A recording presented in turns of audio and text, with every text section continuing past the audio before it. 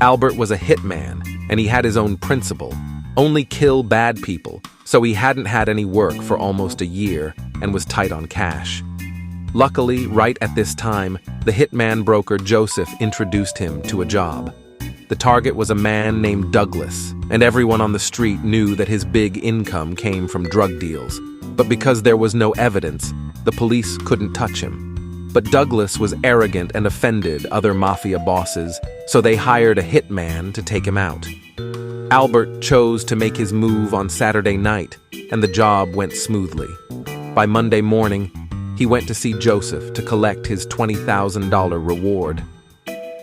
Joseph said puzzledly, "Did you really complete the job? There's no news of Douglas being killed in the newspapers or on TV."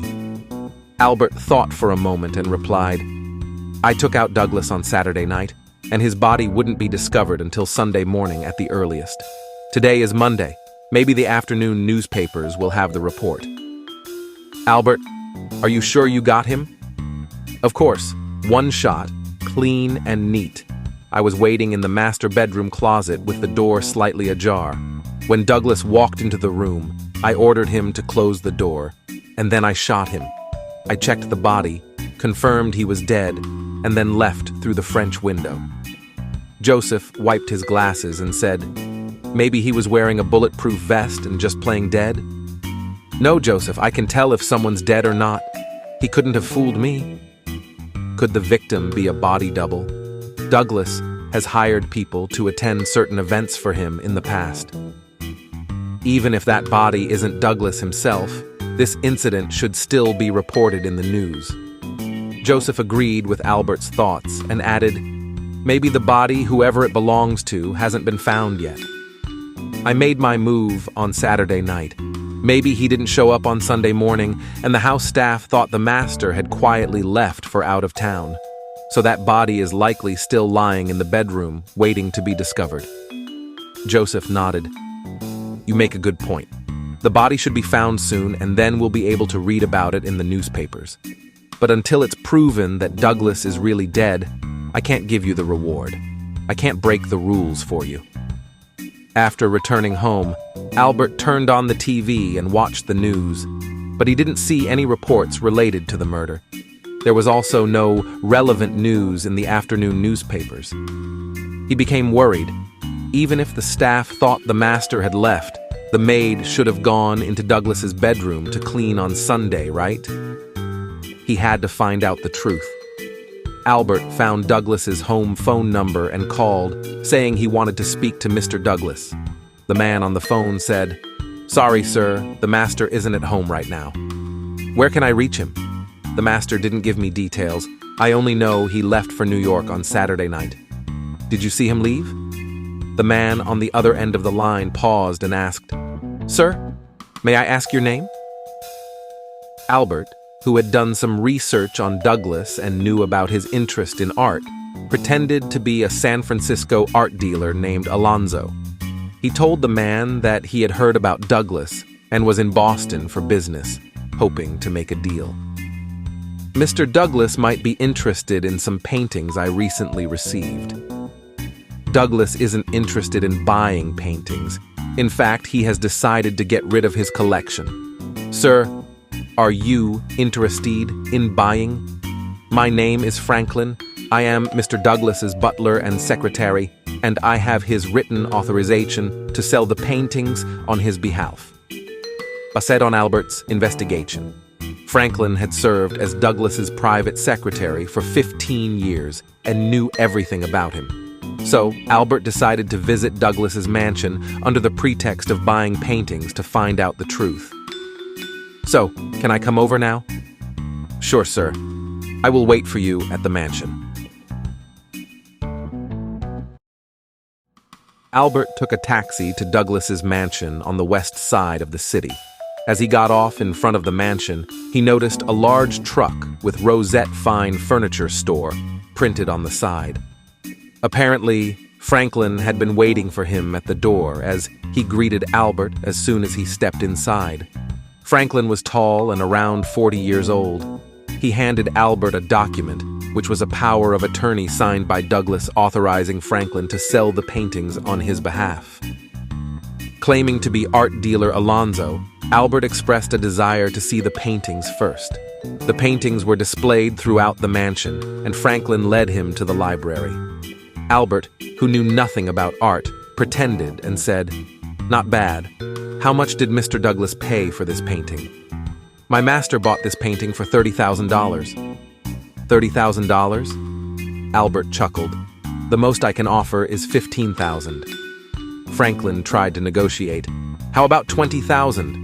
Albert firmly said, "Just $15,000, not a penny more." Franklin agreed to the offer. "All right, deal. The painting is yours."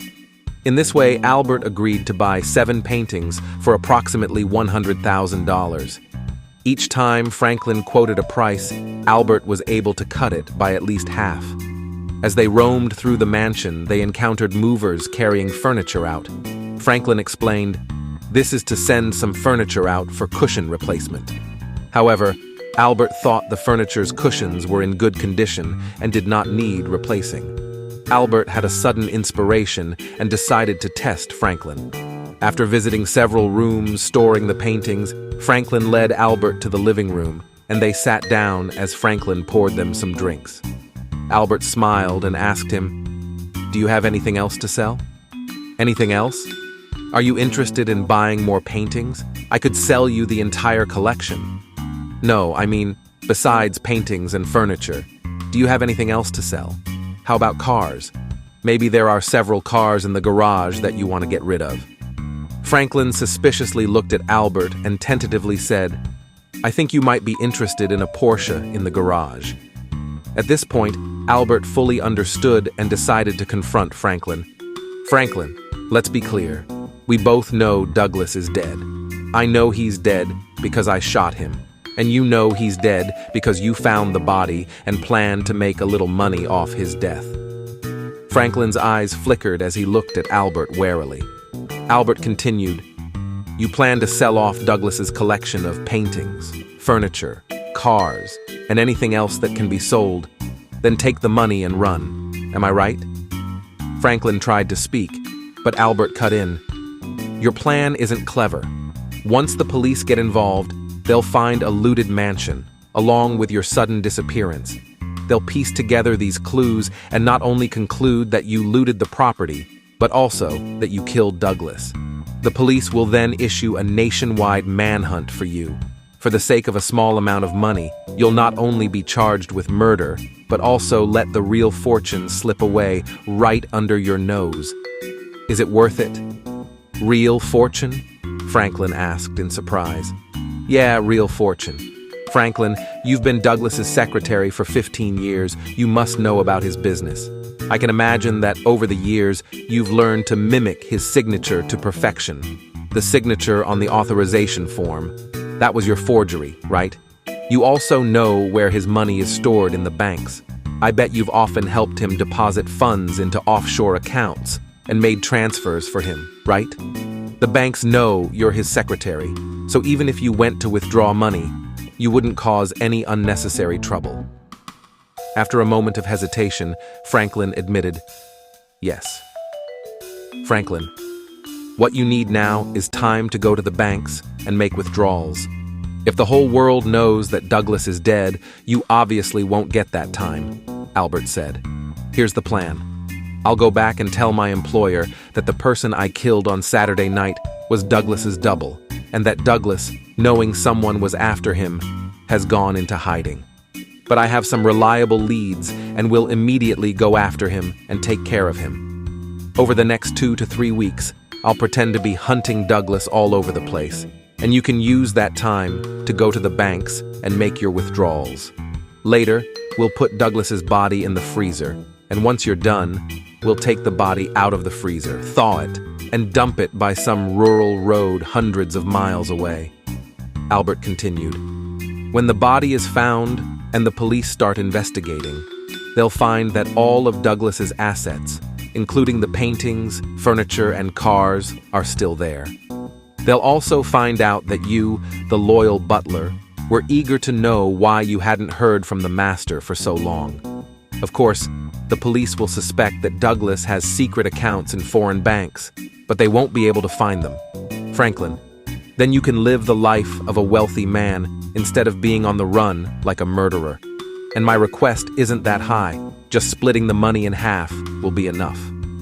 Franklin remained silent, wiped the sweat from his forehead, and walked towards the master bedroom, with Albert following closely behind. Franklin hesitated outside the bedroom door before turning the doorknob and entering.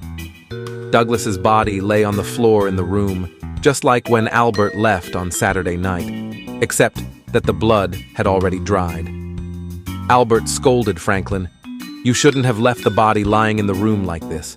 Other servants might have stumbled upon it." Franklin seemed shaken. "I had no idea the master was dead or that his body was in the room." Albert stared at him and said, "Are you saying the body has been lying here since Saturday night and nobody knew?" Franklin nodded. "On Saturday evening, the master went upstairs to pack, as he was leaving for New York for half a month. I didn't see him again that night, so I thought he had already left. Starting from Sunday, I gave the other servants a week off, as the master wasn't at home, and the mansion didn't need servants. So, since Saturday night, no one has entered this bedroom." Albert said in surprise, "But what about those paintings? Why were you willing to sell the paintings, furniture, and the Porsche at a low price?" Franklin smiled slightly and said, "I quoted a high price, so even if I made a deal at 1/3 of the price, I would still make a profit. I was indeed commissioned by the master, and the authorization form was not forged. The furniture's cushions were redone because the master was tired of the color and pattern of the fabric. As for the Porsche, the master had always wanted to get rid of it, and he would be very happy if I could sell the car at a reasonable price." Albert closed his eyes. He had never miscalculated like this in his life. He had actually told Franklin about the murder. Should he get rid of him? But he was innocent. He opened his eyes and saw Franklin's radiant smile. "Our deal is still on, right?" Franklin asked. Their eyes met, and they understood each other's intentions. That night, they worked together to carry Douglas's body from the back stairs to the basement and locked it in a freezer. Albert put the only key in his pocket. Everything went according to plan. In the end, Albert and Franklin split nearly $3 million, far exceeding Albert's expectations. A few months later, as Albert lay in the sun on a Caribbean island, he sincerely rejoiced that he hadn't missed his chance to kill, or he would still be the hired killer who could be caught by the police at any time.